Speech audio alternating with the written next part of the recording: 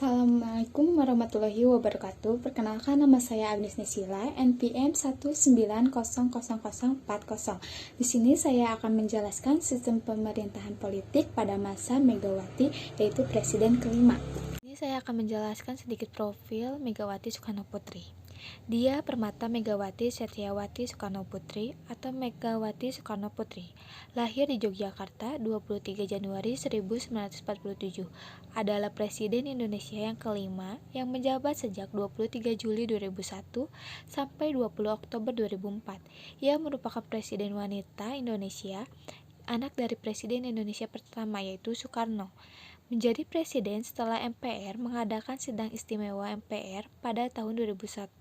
Sidang istimewa MPR ini diadakan dalam menanggapi langkah Presiden Abdurrahman Wahid atau Gus Dur yang membekukan lembaga MPR, DPR, dan Partai Golkar. Ia dilantik pada 23 Juli 2001. Sebelumnya, dari tahun 1991 sampai 2001, ia menjabat sebagai wakil presiden pada pemerintahan Gus Dur.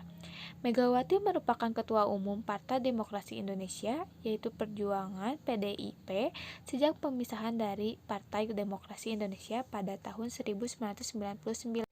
Orang tua yaitu Soekarno dan Fatmawati ibunya. Suami Letnan 1 Penerbangan Surindro Subsarjo 1968 sampai 1971 almarhum. Hasan Gamal Ahmad Hasan bercerai. Muhammad Taufik Kemas 1973 sampai 2013 almarhum. Anak Muhammad Rizky Pratama dan Muhammad Prananda dari Surindro Suparjo, Puan Maharani dari Taufik Kemas. Kebijakan ekonomi pada masa pemerintahan Megawati: memutuskan hubungan kerja dengan IMF, melakukan restrukturisasi dan reformasi sektor keuangan dengan melakukan pembaruan ketentuan perundang-undangan, meningkatkan pendapatan pajak, cukai, dan kepabeanan, menciptakan situasi kondusif bagi investor, meningkatkan kegiatan ekspor, mendorong kemajuan usaha kecil dan menengah, bekerja sama ekonomi dan politik dilakukan di luar blok AS dan sekutunya seperti kerjasama pembelian pesawat Sukhoi dengan Rusia dan bekerja sama perdagangan dengan Cina. Kebijakan politik: memelihara dan menetapkan stabilitas nasional, menjaga keutuhan NKRI, membangun tatanan politik baru. Usaha ini dilakukan dengan mengeluarkan undang-undang baru, yakni A. Undang-Undang No. 12 Tahun 2003 tentang Pemilihan Umum, B. Undang-Undang No. 22 Tahun 2003 tentang Susunan dan Kedudukan DPR MPR, C. Undang-Undang No. 23 Tahun 2003 tentang Pemilihan Presiden dan Wakil Presiden, mendukung dana, tenaga, dan sumber daya lain untuk sukses penerapan undang-undang tersebut. Segi yang lain, PNS dan TNI diharuskan netral dari politik. Melanjutkan amandemen Undang-Undang 1945, meluruskan otonomi daerah. Keberhasilan Megawati: menstabilisasi fundament ekonomi makro meliputi inflasi, BIRAT, pertumbuhan ekonomi, kurs rupiah terhadap dolar, angka kemiskinan. Melakukan pemberantasan KKN diantaranya dengan keberanian menusangkabangkan dan memenjarakan Kroni Soeharto. Keberhasilan menyehatkan perbankan nasional yang kolaps setiap krisis ekonomi 1998 terbukti dengan dibubarkannya BPPN pada Februari 2004 yang telah selesai melaksanakan tugasnya. Indonesia berhasil keluar dari IMF pada tahun 2003 yang menandakan Indonesia sudah keluar dari krisis ekonomi yang terjadi sejak 1998 dan Indonesia lebih mandiri. Mendirikan Lembaga Pemberantasan Korupsi KPK pada tahun 2003, menghentikan aktivitas pertambangan Freeport di Papua, menghentikan kontrak pertambangan minyak Caltex di Blok Natuna Kepri, menghentikan kontrak pertambangan migas Caltex di Riau Daratan, membubarkan BUMN terkorup pada masa itu yakni Indosat karena merugikan negara puluhan triliun dan banyak praktek ilegal di Indosat. Menangkap 17 jenderal korup termasuk jenderal ketua PBSI.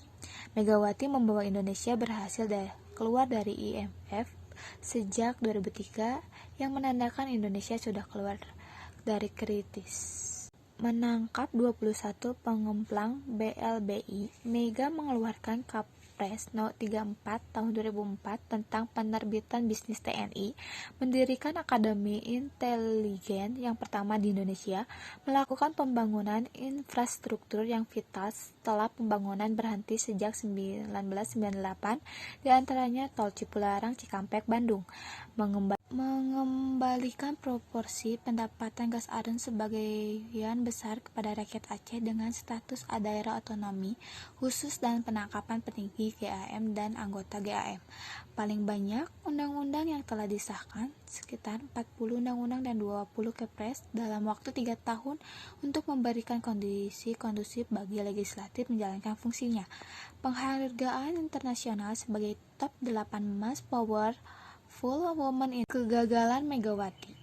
Kurangnya pemahaman dalam bidang ekonomi, sehingga keputusan yang diambil tidak berpihak kepada rakyat. Terdapat kepentingan ekonomi dan politik di belakang pemerintahannya.